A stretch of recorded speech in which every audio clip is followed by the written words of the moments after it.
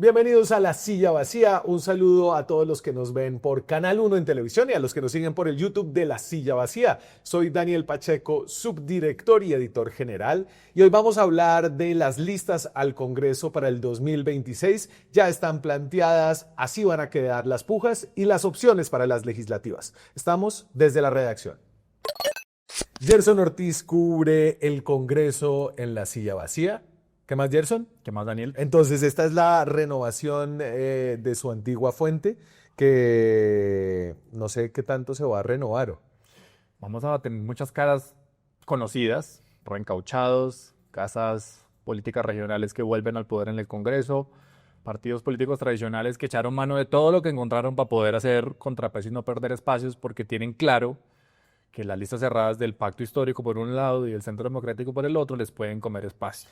Entonces, en el Congreso, yo sé que en Colombia tenemos como un problema de fragmentación política y hay más de 30 partidos y salen unos y los tumban después. Entre el Consejo de Estado y la Corte Constitucional hay como Una tensión una permanente. tensión en la que una baja partidos y la otra Corte la Pero arranca revive. con el Consejo Nacional Electoral, que le da partido a casi todo el mundo. Pero para tranquilidad de la gente, lo que hay es 7 bancadas grandes, ¿no? El Congreso de la República tiene, al menos en Senado, 7 bancadas y que componen el 90% del Congreso. Entonces, el Pacto Histórico, que tiene 20 senadores, es casi el 20%, hay 108 senadores, va a haber ahora 102. 5 menos, porque ya los comunes no tienen derecho a las curules Claro. automáticas. Eso va a ser como una pérdida grande que todavía no se siente para el pacto, porque los comunes siempre votaban con el pacto, ¿no? Exacto. Está el Partido Conservador con 15, el Liberal con 14. Estos son unas bancadas que se resisten, no bajan, tienen unas casas políticas muy fuertes.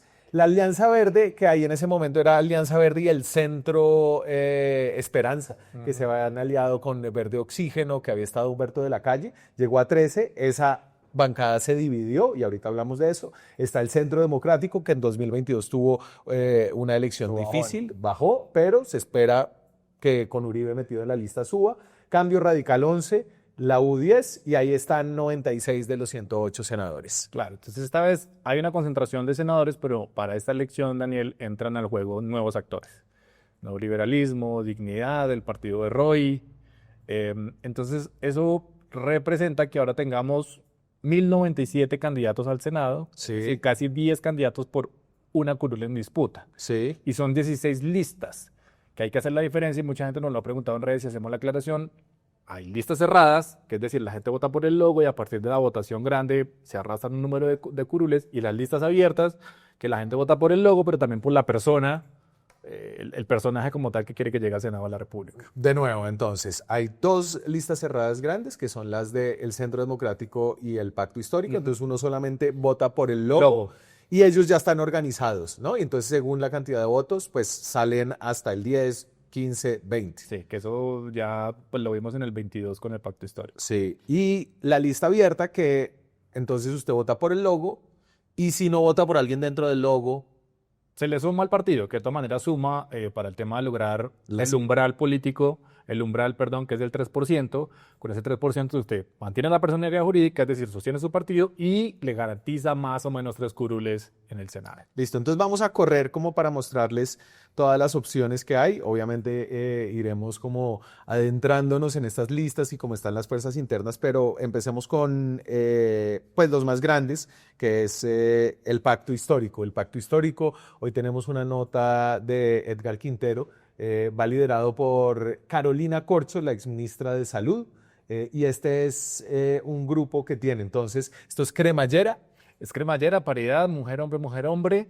Así se definió en la consulta interna, y digamos que el pacto logró respetar o mantuvo ese acuerdo que hicieron antes de octubre. Pero hay mucho rojo, los rojos son los nuevos. Entonces son los nuevos. Carolina Corcho, pues que viene a ser la ministra de Salud, la primera ministra de Salud de este gobierno. Buena votación en la consulta interna con Iván Cepeda. Patricia Caicedo, que es la número 3, que es la hermana de Carlos Caicedo, mientras Carlos Caicedo va por un lado, su hermana va por el otro. Laura Humada, la esposa del alcalde de Barranca Bermeja, una muy buena votación. Walter Rodríguez estuvo por aquí, Wally, el influencer. Sandra Chindoy, también del ecosistema de medios de RTBC, representación indígena. María Londoño, que también tiene un tema social y agrario importante. Camelia Zuluaga, que estuvo impulsada por la DIAN, la por la familia Llenás. La del contrabando regalado. El contrabando regalado, Isabel Contreras, que también tiene un liderazgo social importante, Kevin Gómez, que es la cuota de Alexander López. Y Martín entonces, Caicedo. lo que decía Edgar en su nota es, el pacto histórico está viendo una luna de miel, tenía unos líos para fusionarse, finalmente la fusión se dio, quedó por fuera la Colombia humana, pero como la fusión hace que el pacto sea un partido nuevo, los que no pueden hacer coalición son los que suman más del 15%. Sí. Aquí la discusión es, vuelven al ejemplo de Galán en los 80, cuando entregó la personería jurídica al neoliberalismo, básicamente estaba diciendo, yo entrego, arraigo de cero, la teoría que tienen en el pacto y que seguramente va a ser discusión en el Consejo de Estado posterior a las elecciones es si arrancan de cero o no arrancan de cero, hay que contarlos como un partido desde el 2022 o no, pero bueno, digamos que el pacto ha solucionado un poco de manera transitoria sus problemas. La gran pregunta del pacto es si los votos prestados de las maquinarias que participaron en las consultas del 26 de octubre van a hacer que, pues esos votos son prestados porque se van a ir a otras maquinarias o a otras estructuras en marzo, si eso va a hacer que baje la cantidad de votos que consiguieron, 2.8 millones de votos, les garantizarían alrededor de los mismos 20 senadores que tienen hoy en día. Sí, hay que hacer la comparación y la diferencia, Daniel, es que en esa consulta al pacto, si bien eran maquineras prestadas, solamente votó el 7% del censo electoral. Es decir, puede que en marzo, cuando ya sea una elección general, esa votación de hecho pueda aumentar o se pueda sostener.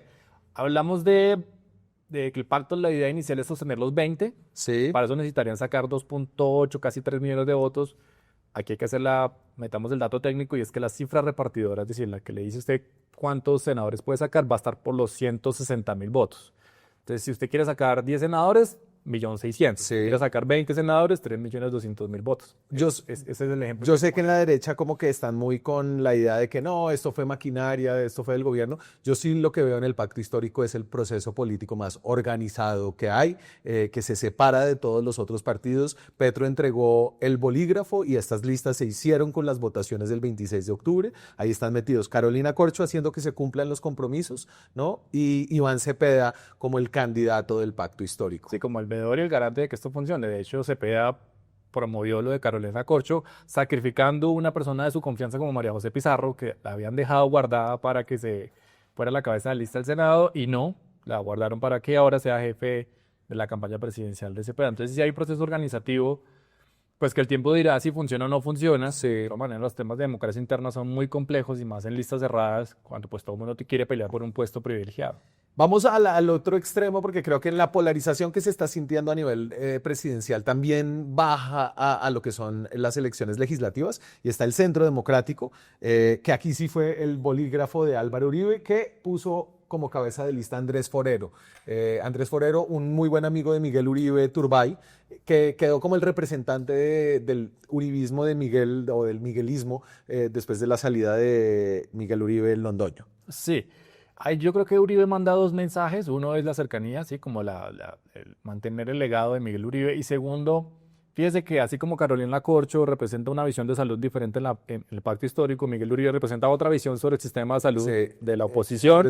Andrés Forero, perdón, porque Andrés Forero ha sido como el visible en la oposición de la reforma a la salud, que por cierto estos días debe retomar el tercer debate en el Senado.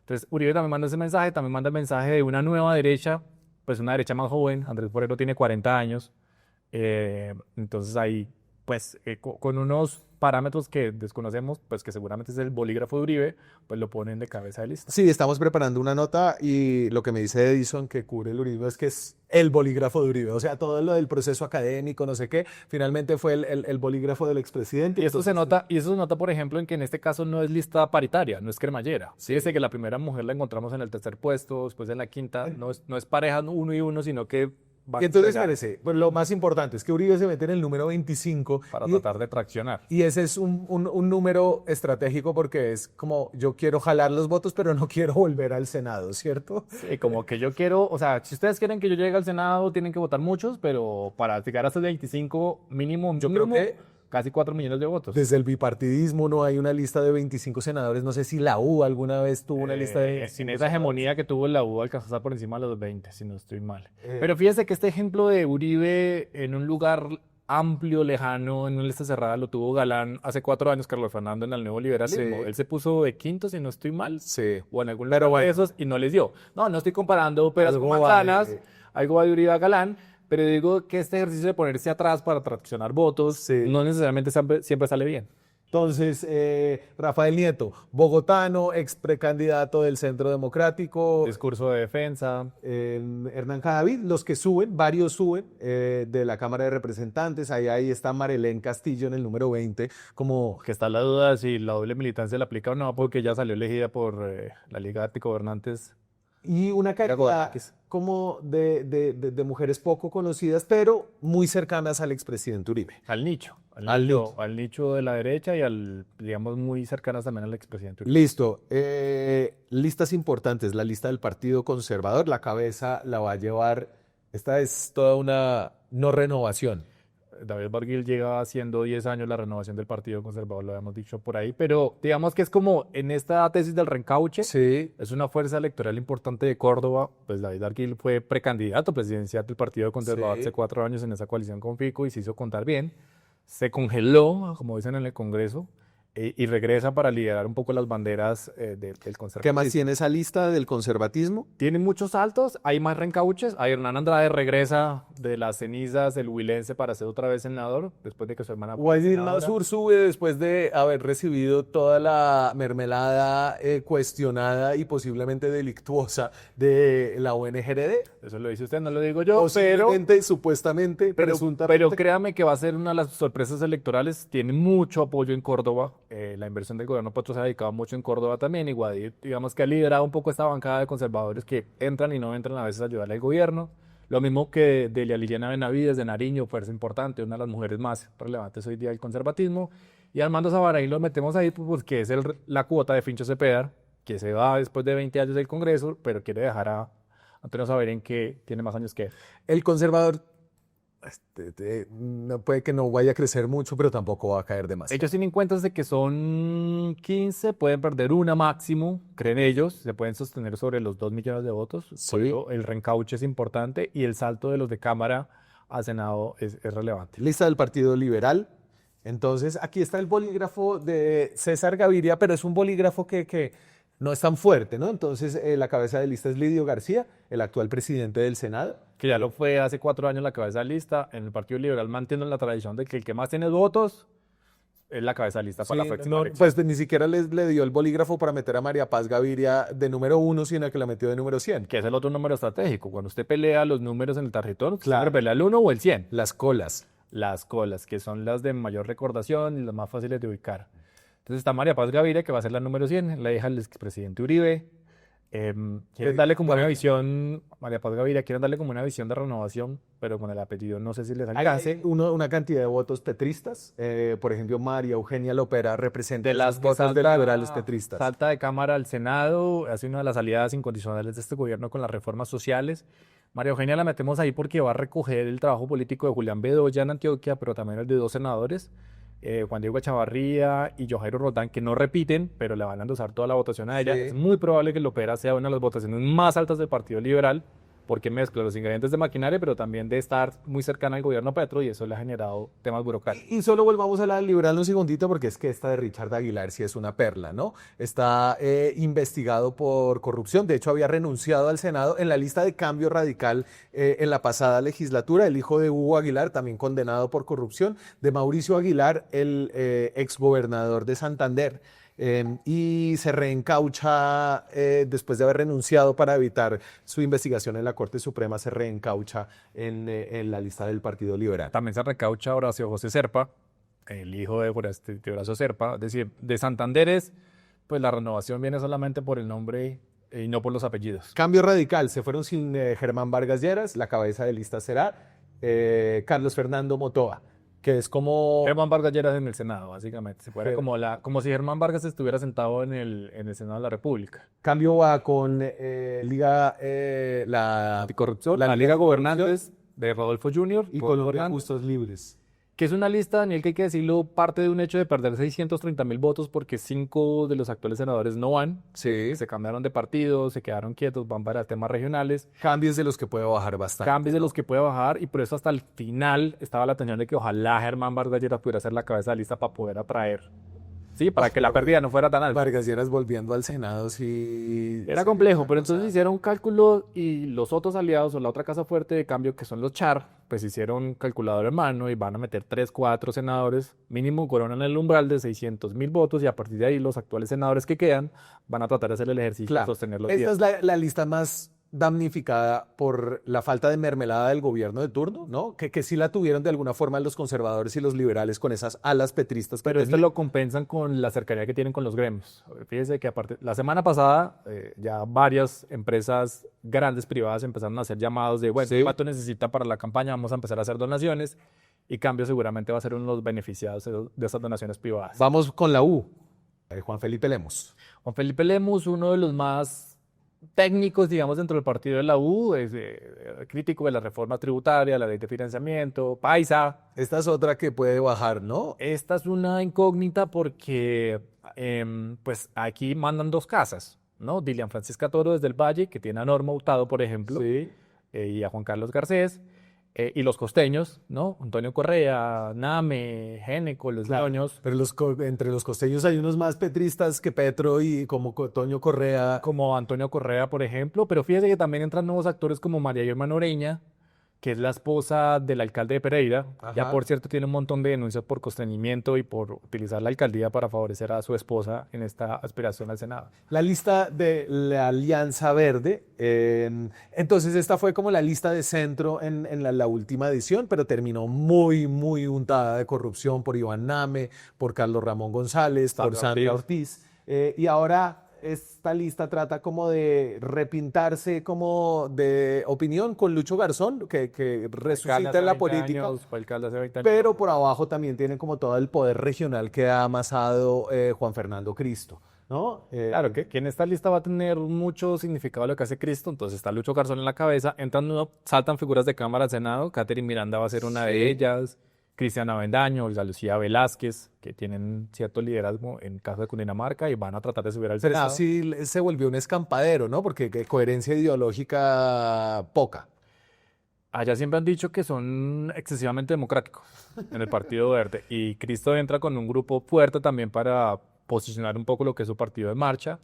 Y entra Colombia Renaciente y entra la ASI en esta mezcolanza. La ASI, que es una fábrica de avales, La ASI, que es un partido emergente que tiene a Berenice Bedoya en la cabeza, avaló a Sergio Fajardo en las pasadas que avalió a elecciones. Sergio Fajardo en las elecciones pasadas, recuerde usted también. Y de los nuevos, ahí rápidamente, entonces en el nuevo liberalismo va con una lista que se llama Ahora Colombia. Esta es la lista de, pues, Sergio Fajardo, digamos que es lo más representativo. Los Galán. Este señor nadie lo conoce y terminaron ahí poniéndolo porque no se pudieron poner de acuerdo, pero adentro hay unas figuras más conocidas. Ahí está Jorge Enrique Robledo, Jennifer Pedraza, Jennifer Pedraza. los 3 senadores del MIR actuales, Virgüez, Guevara y Ana Paola. Sí, Y entran figuras de maquinarias locales, porque también entraron maquinarias, que en este caso es María Lucía Villalba, la hija del gobernador del Huila, Rodrigo Villalba. y dos ñapitas rápidas, la lista de Roy. ¿Usted le ve? La lista de Roy, que tiene el principal reto es Frente superar amplio. el umbral con Gustavo García Figueroa, ex viceministro del Interior e hijo de ex senador liberal García Realpe. Y la última, la de Verde Oxígeno, la de Ingrid Betancourt, con Sofía Gaviria, la hermana del precandidato, no, candidato ya, Aníbal Gaviria. Que dijo que iba a apoyar al hermano y eso que Oxígeno tiene de candidato a Juan Carlos Pinzón. Entonces, esa pelea interna con Ingrid Betancourt va a estar interesante. Cuando a mí me preguntan por qué se me olvidan los nombres de la gente que conozco, es porque me aprendo los nombres de tantos políticos. Que en este Ah, caso usted- vamos a tener 1097 candidatos al Senado de los que hay que hablar. Muchas opciones, es el 8 de marzo del 2026. Vamos a estar muy pendientes de cómo se mueven los poderes regionales detrás. Ni siquiera hablamos de lo que está pasando abajo en las cámaras, donde hay Ya habrá tiempo para eso. otra cantidad de alianzas, pues porque las cámaras van ahí como fórmulas y esa es una manera muy importante como de impulsar las listas al Senado, Y de ¿no? Con medir. las fórmulas a cámara. De medir la fuerza electoral. Deme su sensación. Mi sensación es que vuelven viejos conocidos al Senado. que muchos de los de Cámara van a dar el salto al Senado, estoy muy seguro de eso. De los casi 30 representantes a la Cámara, mínimo 15 van a subir. Sí. Eso me parece relevante. Y una cosa no tan positiva es que va a bajar la representación de mujeres en el Senado. Ajá.